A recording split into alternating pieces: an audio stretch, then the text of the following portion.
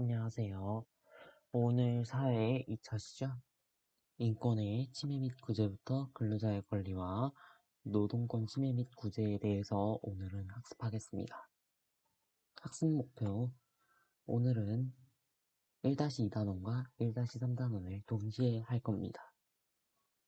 두 단원의 프린트를 미리 준비해 놓으시기 바랍니다. 1. 일상생활에서 일어나는 인권 침해 사례를 분석할 수 있어야 합니다. 2. 인권이 침해되었을 때 국가기관에 의해 구제받는 방법을 조사할 수 있습니다. 1-3단원 보겠습니다. 1-3단원 1. 헌법에 보장된 근로자의 권리를 설명할 수 있다. 2.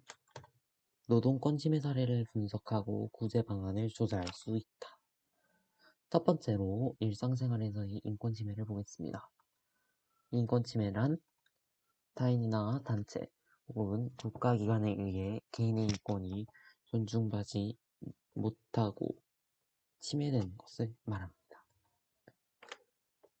휠체어를 찬 여자아이가 보이죠? 극장에 가서 영화를 보고 싶었는데 입구가 계단으로 되어 있네? 갈 수가 없었어요. 두 번째는 인종차별이죠? 우리 반 아이들이 제 얼굴이 까맣다며 놀려요. 놀리는 애들이죠? 이런 것도 인권침해입니다. 인종차별이죠. 세 번째가 북한에서 왔다는 이유로 일자리 구하기가 쉽지 않아요. 지역으로 인한 차별. 요즘도 있네요. 사례는 이와 같은 거를 3개 이상 적어 오시면 되는데 베껴서 적지 말아 주십시오. 부탁입니다. 그럼 왜 이런 인권 침해는 일어나는 걸까요? 첫 번째, 사회 구성원의 고정관념이나 편견. 얘는 이럴 거야, 이럴 거야.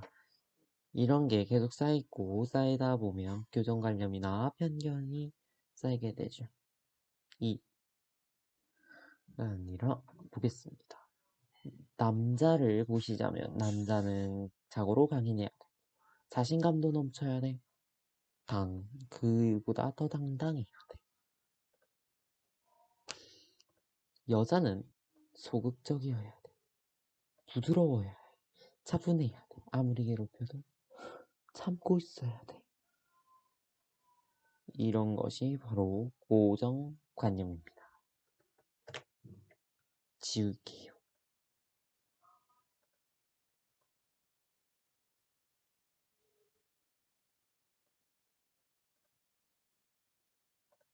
원인은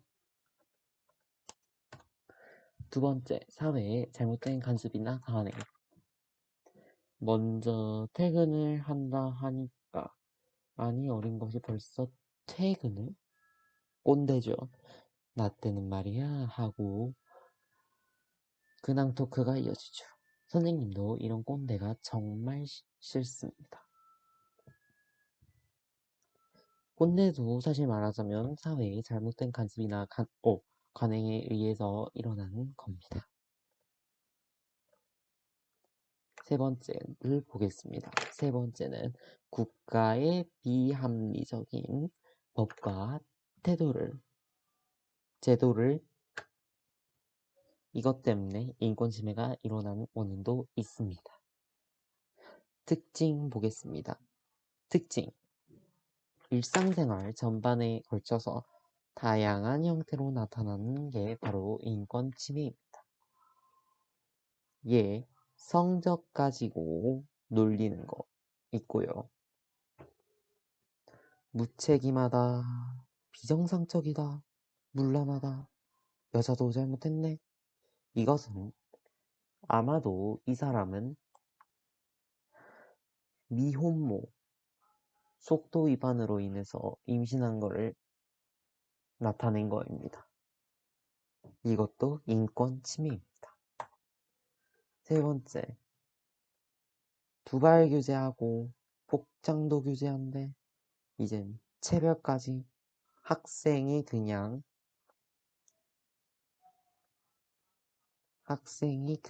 미쳐버리죠. 아직도 이런 학습이 남아있을 거라고는 생각도 못했는데 우리 학교는 그렇지 않습니다. 근데 이런 학생이 남아있을 줄이야. 깜짝 놀랐네요. 그런데 우리 사람들이 이렇게 가만히 있을 사람이 아닙니다. 인권 보호를 위한 노력 보겠습니다. 인권 감수성이 느낄 감자하고 받아들일 숫자를 써서 느끼고 받아들인다 라는 뜻을 가진 겁니다. 지우겠습니다. 인권 감수성을 높여서 자신뿐만 아니라 다른 사람의 인권 침해 상황에도 아주 그냥 민감하게 센시티브하게 반응해야 되는 겁니다. 지우겠습니다. 두 번째, 인권 구제 방법과 절차를 이해하는 겁니다. 만약에 누군가 인권 침해를 당했어. 이걸 신고하고 싶은데 방법을 모르네? 어떻게 하는지도 모르네? 어떻게 되겠습니까? 인권 침해를 당했을 때 구제받을 수 있는 방법과 절차를 미리 알고 있어야 됩니다. 그때그때 알면 좀 힘들겠죠. 지우겠습니다. 세 번째, 인권 침해 상황에 적극적으로 대응해야 됩니다. 막 인권 침해가 일어났는데 아주 새가슴처럼 대응하면 안 되겠죠.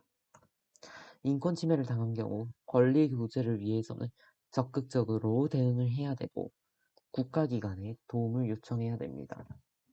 S, O, S 이거를 요청해야 되는 겁니다.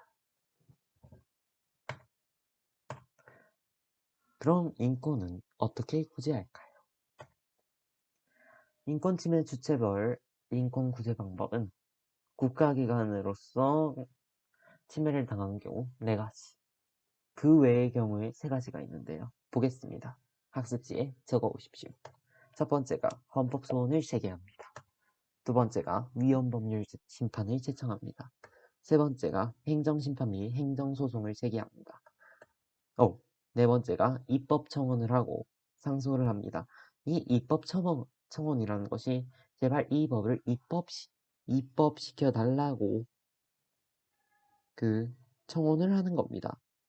우리가 1차 시대 기본권에서 청원권 배웠었죠? 그 청원과 그 청원이 같은 말입니다. 지우겠습니다. 개인과 단체에 의해 개인과 단체에 의해 침해당했을 경우 1. 민사소송을 제기합니다. 민사소송과 반대되는 말이 형사소송인데요. 이 민사소송인 경우에는 그냥 원만하게 합의하는 거에서 그치는 거예요. 근데 형사소송은 합의에서 그치는 게 아니라 처벌까지 받는 거죠. 이것 때문에 깜빵도 가고 그럽니다. 두 번째가 국가인권위원회에 진정을 넣는 겁니다.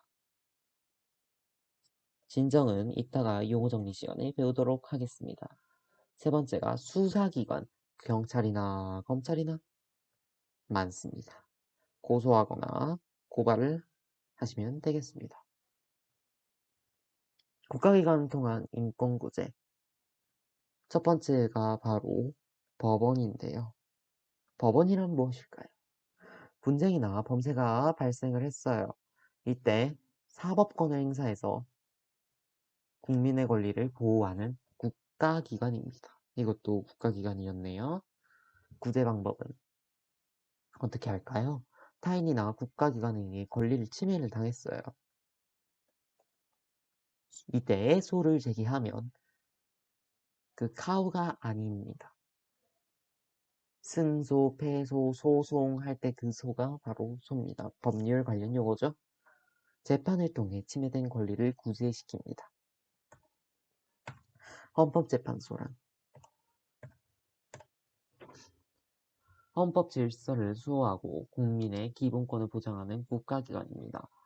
말하자면 헌법에 의해서 재판하는 겁니다.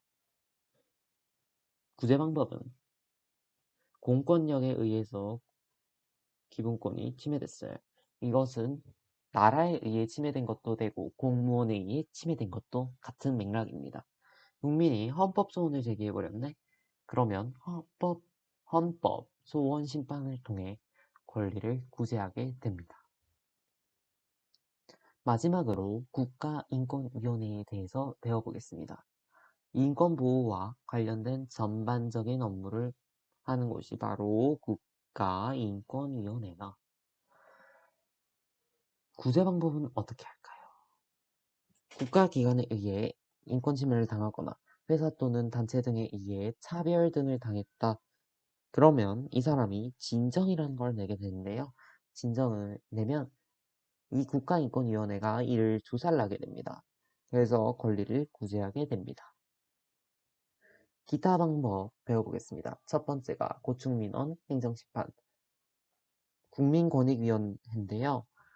국민권익위원회는 이따 배우겠습니다. 인권위원회랑 헷갈리시면 안 됩니다. 언론중재위원회 잘못된 언론으로 피해를 받았어.